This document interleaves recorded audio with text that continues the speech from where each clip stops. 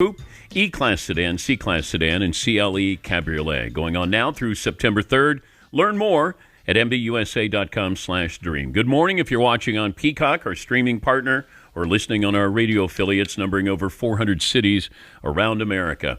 We'll have a new poll question in the final hour of the program, still trying to determine the manliest state in America. Jim Cantori from the Weather Channel weighed in, and he seemed to be I think, highlighting some of those places that you didn't expect to be manly. The Outer Banks of North Carolina or the city of Chicago. But we've got results forthcoming. Also, if we were going to have a rap name in the state of Maine, what would it be? Fritzy is all over this. 877-3DP Show, email address dp@danpatrick.com, Twitter handle at DP Show. He won a gold in the 100 meters and a bronze in the 200 meters. While having COVID. Noah Lyles joining us on the program. Noah, congratulations. What's it like when you race when you're expected to win as opposed to you might surprise people and win? I'd say when you're expected to win, the pressure is definitely a lot higher. People are always going to be hanging on every word, and when they don't expect you to win, you're more of a under the radar. It's a lot less pressure. It's a lot easier to win because you feel like you're just going against the grain and saying, yeah, I can do this, as opposed to, oh, I have to do this. What made you think that you had lost the 100 meters? To be honest, I have that innate feeling that tells me, yeah, I won this race. And it's pretty good even when it comes down to very, very close races. And I've had races all throughout the year that have been, the smallest of margins. And usually I have that feeling. And at the end of the race, I just didn't have that feeling. I didn't know where I was in the race. And I was just like, this is one of those moments that I'm just watching just like everybody else. How often do you practice that lean at the tape? I actually don't practice it. It's kind of just natural. I just know what it takes. I know that if you throw your arm out enough, it will throw the chest further. I also know that the torso is what they count.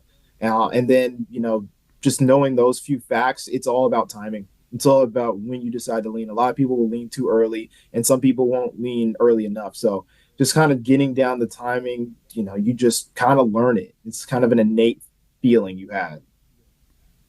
Who's the fastest man in the world? That's me. I mean, that's what the title says. But if I look at Usain Bolt's time, is he still technically? Hey, you're talking about records now. You're asking who the world record holder is. We've always given the title of fastest man to a world champion and an Olympic champion. It's just so happens for the last 4, 8, 16 years that was Bolt. He had both.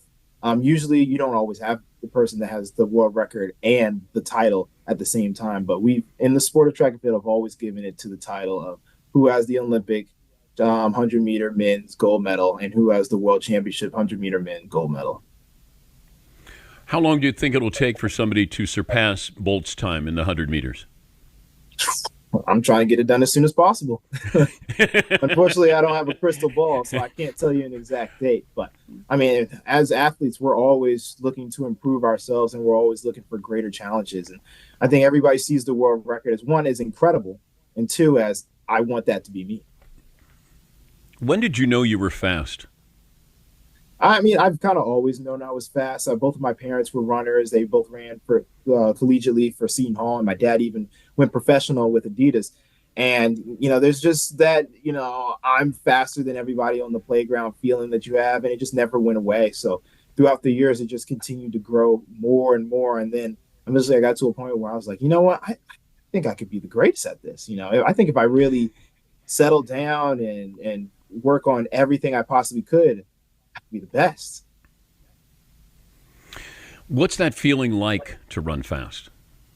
Oh, it's a very euphoric type of feeling. That's why I feel it's very hard when a lot of athletes leave the sport because they don't get that, adrenaline rush anymore when you're running and you're constantly feeling like you just go faster and faster. I think the easiest way to describe it is if you run down a hill, the hill kind of does most of the work for you. So it feels like you could just run forever. That's kind of what it feels like when you're running at top end speed and you're pulling out ahead of everybody. It's just like, oh my gosh, this is it. I'm the fastest. I'm the fastest.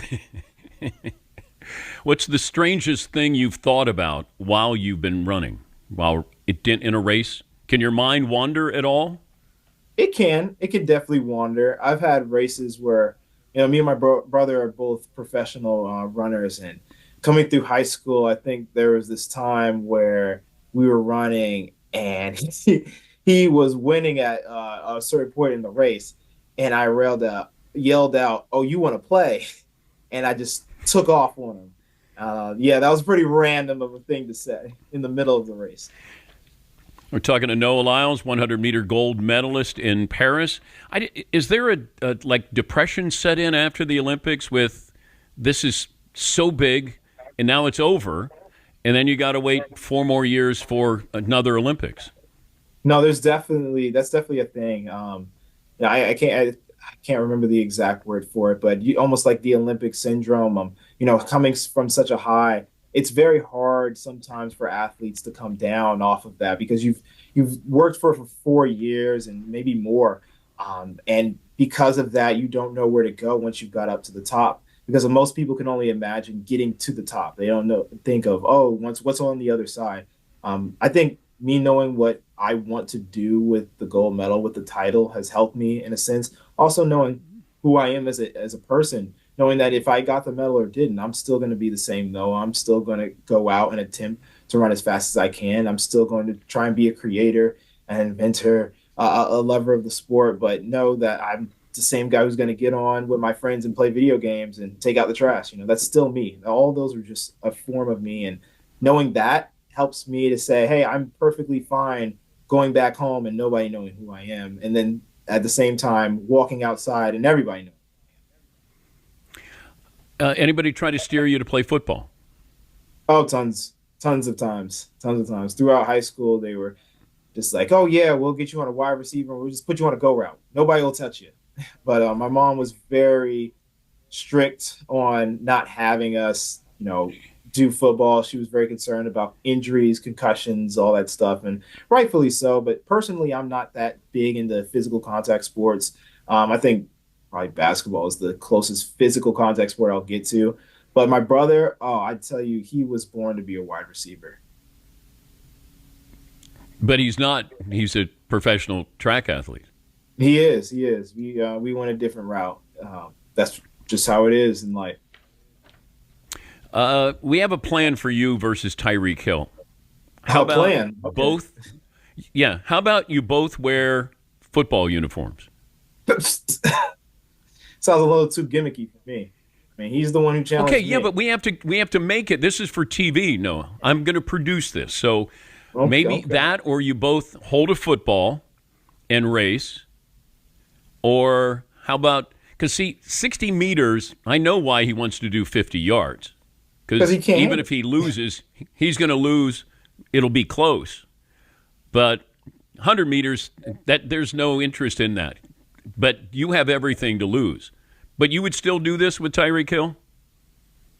I'm not right. Look, he challenged me, so that means he wants the crown of fastest man. So you have to race the race that gives you the crown. There might be leeway for adjustments, but if you think we're running anything that has yards in it, then you're sorely mistaken. But we could definitely have conversations. I'd have no problem having conversations about it. But you're right. This is entertainment. No, we won't be running with pads on. But, hey, I don't have a problem laying down a track in the middle of a football stadium and saying, hey, let's pack this place out. Okay, but I brought this up to Usain Bolt, I don't know how long ago, when Tyreek Hill wanted a piece of Usain Bolt. And I said, would you be willing to put up one of your gold medals? And you would not put up your gold medal in 100 meters versus Tyreek Hill. What does he earn to deserve that status? He plays football, and he's a great football player. But you don't get to jump the line just because you think you're fast. There's tons of those people out there in the world. What if you got his Super Bowl ring? I don't want his Super Bowl ring. I'm very, very content with my Olympic medals. Well, DK Metcalf at least did try to do this professionally. He did. I mean, he took the steps, but yeah, if I'm Tyreek, if I can get this to 40 yards, then I think he would probably sign up for that. But 100 meters, see, that's the difference, though. You get to top end speed, and you stay at top end speed.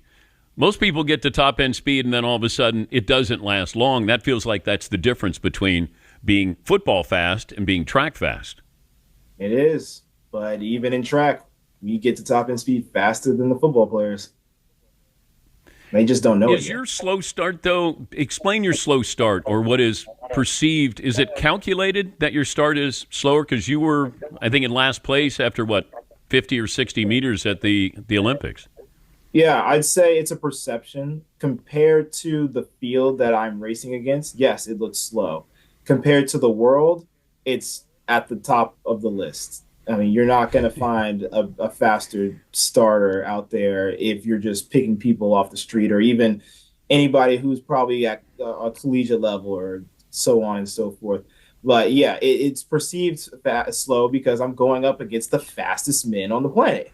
But we all have our gifts, and that's why we run 100 meters. Because just because you start in the first 30 meters and last doesn't mean that you're going to end up that way at the 100-meter mark. And it's all about who crosses the tape first. Your reaction to NBA players' reaction to you talking about you're not truly a world champ in your sport, but you are in your sport. Yeah, what was the question?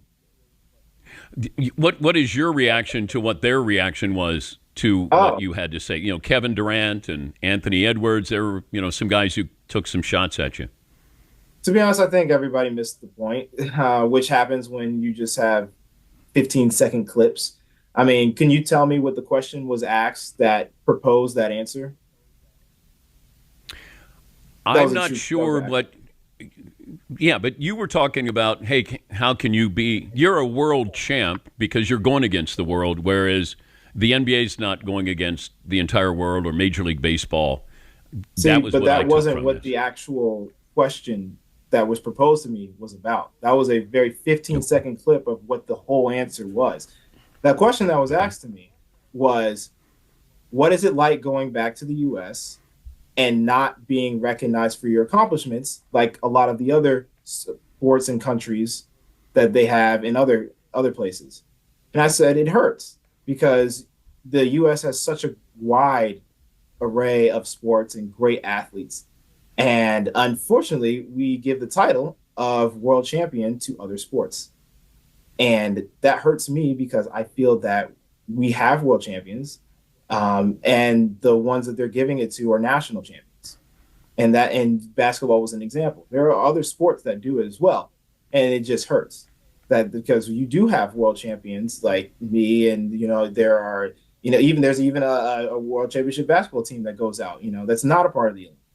And there's also people who do in gymnastics, tennis, they face everybody who's on the world stage, and that's the message that I was trying to get across. They were just an example of what the question that was asking me was posing.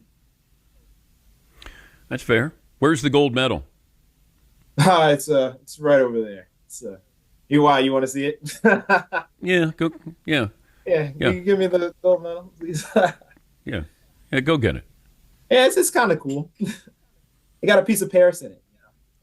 It makes it real special. Yeah. Here we go. And very shiny. Now, you haven't shined that up, have you? No, I haven't shined it up. It came like this. It's actually a little dingier than when I first got it. You know what? You should show up to the race with Tyreek Hill, no shirt on, and just the gold medal around your neck. Just kind of announce your presence there, Noah. Hey, I'll have everybody carry it like a boxer. I'll bring all my world championship and Olympic medals, and I'll just have somebody carry them all. Somebody's gonna have a heavy neck. That's all. Keep fighting the good fight. Thanks for joining us, and again, congratulations. Thanks for having me. That's Noah Lyles, fastest man in the world.